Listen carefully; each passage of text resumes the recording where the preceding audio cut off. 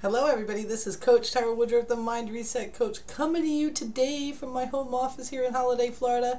And I wanted to get back into the Tao of network marketing. This week we are on verse 31. And I am, just in case you haven't been here before, at the bottom of this blog post or inside, you're going to have to go to the blog if you're on YouTube. The bottom of this blog post is a connection to all the blogs and videos related to the Tao of network marketing. What I am doing is reading Change Your Thoughts, Change Your Life. That's my granddaughter. And I'm reading the Tao Te Ching, written by Lao Tzu 2,500 years ago. It's called the Handbook for Leaders. And since in network marketing, the faster you become a leader, you know, in your mind and in your spirit, the faster you'll become one in your business. So I thought this would be fantastic. And I've had really great responses. So I want to thank you if you're returning and are excited to read with me this week's verse. Or if you're brand new, let's dive right in, okay? This week's verse, Wayne Dyer calls it living without weapons, okay? It's verse 31 of the Tao. And I'm going to start reading, and then I'm going to tell you how I feel it applies to network marketing. Weapons are the tools of violence. All decent men detest them. Therefore, followers of the Tao never use them. Arms serve evil. They are the tools of those who oppose wise rule. Use them only as a last resort. Use them only as a last resort. For peace and quiet are dearest to the decent man's heart, and to him even a victory is no cause for rejoicing. He who thinks triumph beautiful is one with a will to kill, and one with a will to kill shall never prevail on the world. It is a good sign when a man's higher nature comes forward, a bad sign when his lower nature comes forward. With the slaughter of multitudes we have grief and sorrow. Every victory is a funeral. When you win a war, you celebrate by mourning.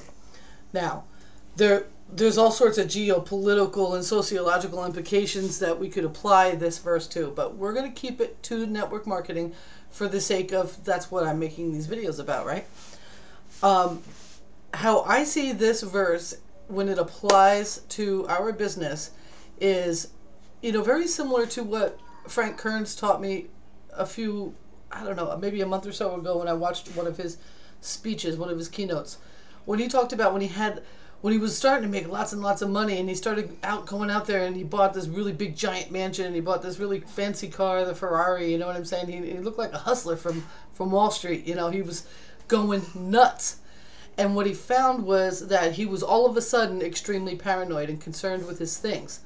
So, like, when somebody drove down the street, he got to the window and was looking at, you know, kind of like, you know, a crackhead looking at the window, like, who's that? And he started to feel like he had to defend everything. And what I really feel that this verse can apply to us as network marketers. He's an internet marketer guru model.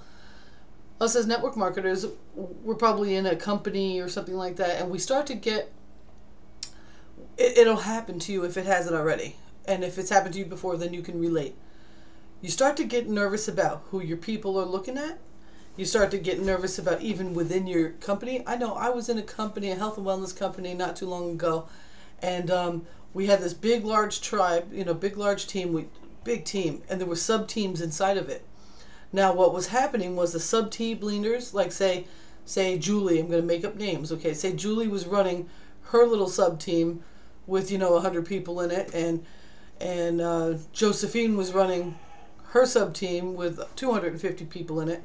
What was happening inside the big team with the 3,000 people in it was that Julie was telling her people that if they talked to Josephine's people, that they were kind of like in a conflict of some sort.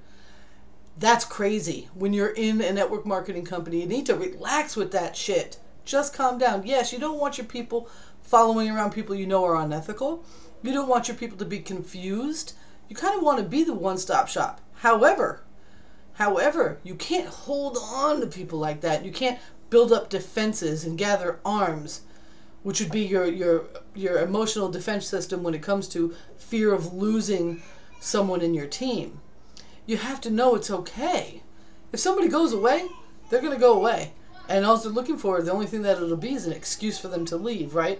Whether you're struggling to hold on to them so much or you're fighting with somebody that's right alongside of you, that's a big deal, guys. So it's super important to kind of just get, you know, I say this I think every video, it's super important to kind of just get really zen about it.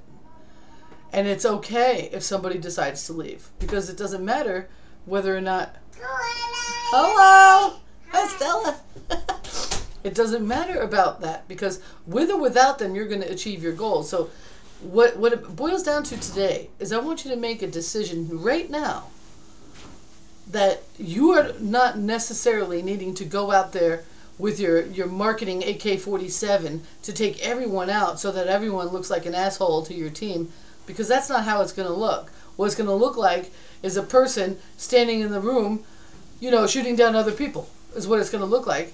When you may have noticed it on Facebook, you've seen it, you know, you get little wars going on. You know, there's no reason to knock someone down to make yourself feel better. It doesn't protect you any more than you already are. You're vulnerable. Face it. That's the position that we're in. We're entrepreneurs. We're going to have really hard times. We're going to have really great times.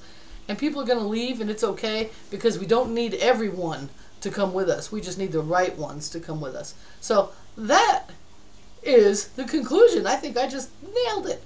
So I'm going to leave it there. I'm going to ask you, if you're over on YouTube, come on over to my blog post. Come on over to the blog post. Because over there I'm going to get a little bit more in depth, maybe put up a beautiful meme that you can pin on Pinterest. Whatever, it's fun over there. I like it over there. I want you to come over there.